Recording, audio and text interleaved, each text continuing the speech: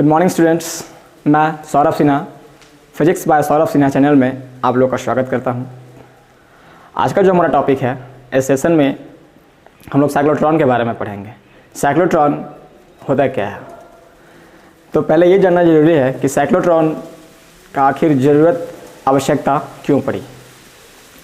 तो लेविंगस्टन और ये जो हमारे वैज्ञानिक हैं लॉरेंज ने जब न्यूक्लियर कंस्ट्रक्शन का एक्सपेरिमेंट कर रहे थे तो उन्हें अत्यधिक ऊर्जा वाले धनावेशित कणों की आवश्यकता पड़ी थी, जिसके कारण उन्होंने उसी समय इस डिवाइस का आविष्कार किया, बनाया, यानी कि साइक्लोट्रॉन को बनाया। तो साइक्लोट्रॉन आखिर होता क्या है, ये इस सेशन में हम लोग जानेंगे।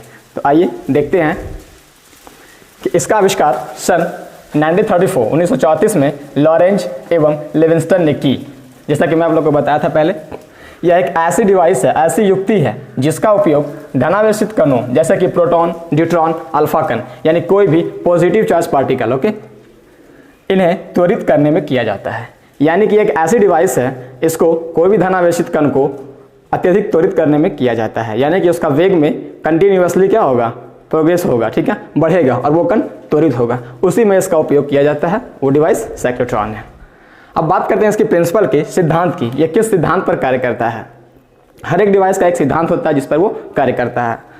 तो यह इस सिद्धांत पर कार्य करता है कि जब किसी धनावेशित कण को, जैसे कि हमारा प्रोटॉन, न्यूट्रॉन एंड अल्फा कण, धनावेशित कण को उच्च आवृत्ति के विद्युत क्षेत्र एवं प्रबल चुंबकीय क्षेत्र, यहाँ पे दोनों क्षेत्र उपस्थित हो गए, ओके, विद्युत क्षेत्र एवं प्रबल चुंबकीय क्षेत्र में गति कराई जाए, तब यह अत्यधिक ऊर्जा प्राप्त कर लेती है।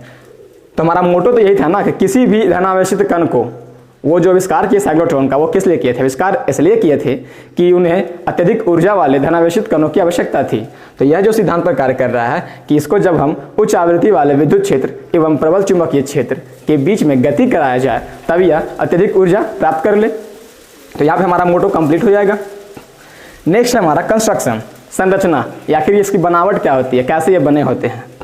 तो इसमें धातु के दो खोखले डी आकृति के कक्ष होते हैं, यानी चैम्बर होते हैं। दोनों का आकृति कैसा होता है? डी साइज का होता है, जिन्हें डीज कहा जाता है। इन्हें उच्च आवृत्ति दोलित्र से जोड़ा जाता है। दोलित्र मतलब ऑसिलेटर, ओके। ये उच्च आवृत्ति दोलित्र से जोड़ा जाता है। इस पूरी व्यवस्था को चुंबकीय क्षेत्र के बीच रखा जाता है, यानी जो हमारा दोलित्र से जुड़ा हुआ होगा डी आकृति का दो खोखले गोले, अर्धगोला जो होगा वो उच्च आवृत्ति दोलित्र से जुड़ा हुआ रहेगा, और पूरा जो हमारा ये कंस्ट्रक्शन रहेगा ये दोनों मैग्नेटिक फील्ड से जुड़ा हुआ रहेगा, यानी ऊपर और नीचे इसके मैग्नेटिक फील्ड होंगे। कह रहा है कि दोलित्र इसमें जो जुड़ा हुआ होता है, तो क्यों होता है आखिर? तो दोलित्र के कारण हर आधे चक्कर बाद डीज की ध्रुवंता बदल जाती है। यानी ये ऑसिलेटर का जो मेन काम है हमारा, कि जब वो पार्टिकल वहाँ पे मूवमेंट करेगा तो उसकी जो ध्रुवंता होती है दोनों डीज की, ये दो खोखले जो धातु डी आकृति के होते हैं, उनकी ध्रुवंता बदल जाती है। ध्रुवंता मतलब उस पर जो चार्ज होगा उस समय वो हमेशा कंटिन्यूअसली चेंज होगा। वो कैसे होता है हम लोग देखते हैं इसको आगे, ओके। अब हम लोग साइक्लोट्रॉन के वर्किंग प्रोसेस के बारे में पढ़ेंगे।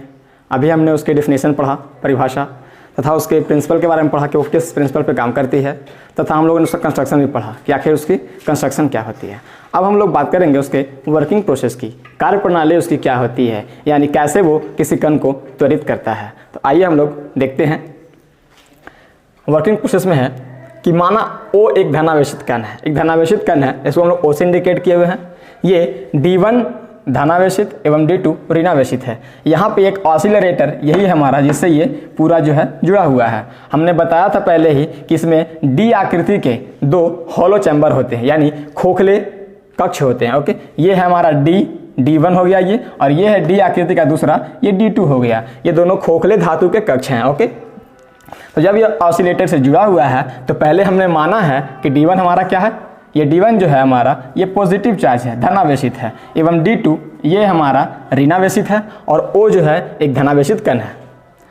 अतः कण D2 की तरफ आकर्षित होगा। यहाँ पे इसके बीच में जो हमारा कण है O, इसको अगर गति करना है तो हमने पहले पढ़ा था कि ये जो पूरा व्यवस्था है, पूरा जो हमारा कंस्ट्रक्शन है, ये क्या करता है कि किसी भी कण को त्वरित करता है, ओके, और धनावेशित कण को त्वरित करता है। तो जब ये ओ पार्टिकल जो है हमारा वो धनावेशित है, तो कोई भी पॉजिटिव चार्ज पहले अगर मूवमेंट करेगी, गति करेगी, तो वो किधर करेगी? नेगेटिव चार्ज की ओर करेगी। तो ये गति करना अपना स्टार्ट करेगा। सबसे पहले ये कहाँ जाएगा, नेगेटिव चार्ज की ओर, जो हमारा इधर है, हमने माना हुआ है। तो ये इधर की ओर गति करेगा, और जब ये गति करेगा तो कह रहा है D2 की तरफ आकर्षित होगा तथा चुंबकीय क्षेत्र द्वारा लंबवत बल लगने के कारण वृत्तीय गति करेगा। यानी ये पार्टिकल इधर तो मूवमेंट गति करेगा ही करेगा, लेकिन कैसे गति करेगा, क्या वो ऐसे जाएगा या ऐसे जाएगा। तो इस पर चूंकि चुंबकीय क्षेत्र का प्रभाव भी इस पे है। ये देखिए मैग्नेट है हमारा, इलेक्ट्रोमैग्नेट, ये है इसका साउथ जोन और ये है इसका नॉर्थ जोन, ठीक है। तो जब ये इस पर अपना इफेक्ट लगाएगा तो ये जो पार्टिकल है लंबवत बल लगने के कारण ये वृत्तीय पथ पे गति करेगा, और ये जो गति करेगा अपना ऐसे गति करेगा। ओके, ये इस टाइप से वृत्तीय गति करेगा।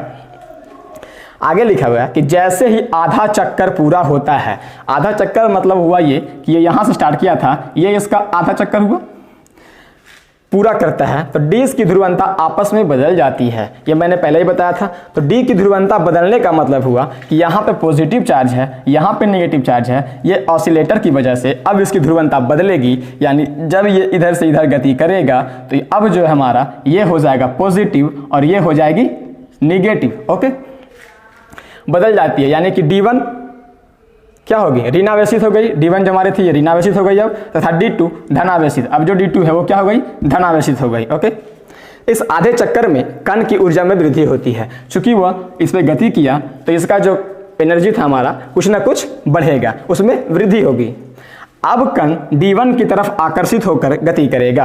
अब जब कण यहाँ से आधा चक्कर अपना पूरा कर लिया है और वो आगे बढ़ रहा है, तो अब वो किधर की ओर जाएगा, वो D1 की ओर जाएगा, और यहाँ भी ऐसे गति करेगा। ओके, तो यहाँ भी वो ऐसे गति करेगा, वो इस टाइप से ही गति करेगा यहाँ पे भी।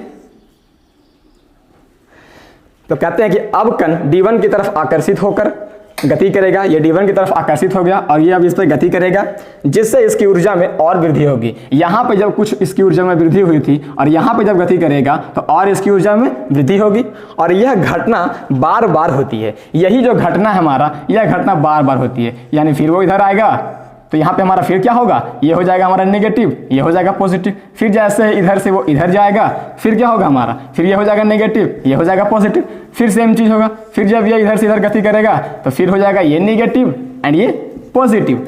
तो जब भी ये गति अपना ऐसे ऐसे करते रहेगा, इसकी ध्रुवंता आपस में क्या होगी, ये बदलते ही रहेगी। ओके, फिर जब इसमें से ऐसे वो जाएगा तो फिर इसकी ध्रुवंता क्या होगी, फिर ये माइनस और ये प्लस हो जाएगी। ये कंटिन्यूअसली चेंज होते रहेगी इसकी ध्रुवंता। ओके,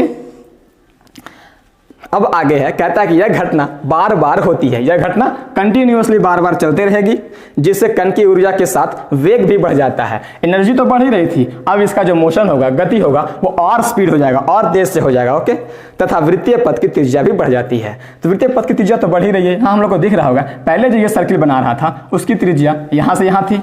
अब जो सेकेंड सर्किल बनाया ये वाला, इसमें त्रिज्या इसकी यहाँ से यहाँ हुई। नेक्स्ट जो सर्किल बना रहा है ये बड़ा वाला, इसकी त्रिज्या यहाँ से यहाँ हुई। नेक्स्ट जो सर्किल बनाएगा यहाँ वाला, उसकी त्रिज्या यहाँ से यहाँ होगी। यानी कंटिन्यूअसली वृत्तीय पथ की त्रिज्या भी बढ़ जाती है। जब वृत्तीय पथ की त्रिज्या d के त्रिज्या के बराबर हो जाती है तो धनावेशित कण साइक्लोट्रॉन से बाहर निकल जाते हैं। ये जब कंटिन्यूअसली घूमते रहते हैं, एक कक्ष से दूसरे कक्ष जाते रहते हैं, एक कंडीशन ऐसा आता है कि जब इनका जो त्रिज्या होता है, इनके वृत्तीय पथ का जो त्रिज्या होता है, वो d की त्रिज्या के बराबर हो जाए। इट मीन्स d हमारा ये है, ये D1 है और ये D2 है। तो इसकी त्रिज्या यहाँ से यहाँ होगी, ये D2 की त्रिज्या, और यहाँ से लेके यहाँ तक होगी D1 की त्रिज्या। अब ये जो पार्टिकल इसमें घूम रहा है कंटिन्यूअसली, इसकी त्रिज्या का कंडीशन बोला है कि जब ये d की त्रिज्या के बराबर हो जाए। तो यहाँ पे देखिए, ये जो कण था हमारा यहाँ पे पहुंच गया और अब वो गति करेगा यहाँ पे, तो ये कण इसी पे गति करेगा। मतलब इसकी त्रिज्या जो होगी, कण के वृत्तीय पथ की त्रिज्या, वो इस d की त्रिज्या के बराबर यहाँ पे हो चुकी है। तो इस कंडीशन में धनावेशित कण साइक्लोट्रॉन से बाहर निकल जाता है तथा अपने लक्ष्य से जाकर टकराता है। अब इस कंडीशन में जब यहाँ पे ये पहुंचेगा तो यहाँ पे ये क्या होगा, इससे बाहर निकल जाएगा। यहाँ पे एक गेट होता है जिससे कि ये बाहर निकल जाता है, और बाहर निकलने के बाद जहाँ पे इसका टारगेट होगा वहीं पे जाके ये क्या होगा, टारगेट से अपना टकराएगा। तो बहुत ही सिंपल था ये। इसको अगर अच्छे से समझेंगे आप तो समझ में आ जाएगा कि ये कैसे होता है। इसको एक बार हम लोग फिर से देख लेंगे। तो इसमें होता ये है कि कोई भी चार्ज पार्टिकल ये धनावेशित कण होता है, और पहले हम इसमें नेगेटिव माना है, इसमें पॉजिटिव माना है। तो धनावेशित कण नेगेटिव में जाएगी और ये आधा चक्कर अपना पूरा करेगी। तो यहाँ तक ठीक है फ्रेंड। जैसे आधा चक्कर पूरा करने के बाद ये इसमें से इस कक्ष में जाएगी, तब इसकी ध्रुवंता इस ऑसिलेटर के कारण ये डिस्क की ध्रुवंता आपस में बदल जाएगी और ये हो जाएगी पॉजिटिव और ये हो जाएगी निगेटिव। ओके, और कंटिन्यूअसली यही कंटिन्यूअसली प्रोसेस चलते रहता है, चलते रहता है, चलते रहता है, जिसके कारण जो है इस कण की ऊर्जा में और वेग में कंटिन्यूअसली वृद्धि होती रहती है। और ये जब कंटिन्यूअसली चलते रहता है और एक टाइम ऐसा आता है कि जब इस पार्टिकल का वृत्तीय पथ का जो त्रिज्या होता है, रेडियस होता है, वो इस डीज की त्रिज्या के बराबर हो जाती है। ये वाला कंडीशन कि जब ये यहाँ पहुँच जाए और इस पर रोटेट करेगा तो ये जो त्रिज्या होगी वृत्तीय पथ की वो डीज की त्रिज्या के बराबर होगी। और इस सिचुएशन में वो जो पार्टिकल है हमारा वो इस साइक्लोट्रॉन से बाहर निकल जाता है तथा जिस लक्ष्य से उसको टकराना होता है वो अपना टारगेट के पास पहुंच जाता है। तो यही थी इसकी वर्किंग प्रोसेस। यह वीडियो आपको अगर पसंद आया होगा तो इसको आप अच्छे से देखेंगे। ओके, और लाइक, सब्सक्राइब एंड शेयर कीजिएगा। धन्यवाद। Thanks a lot.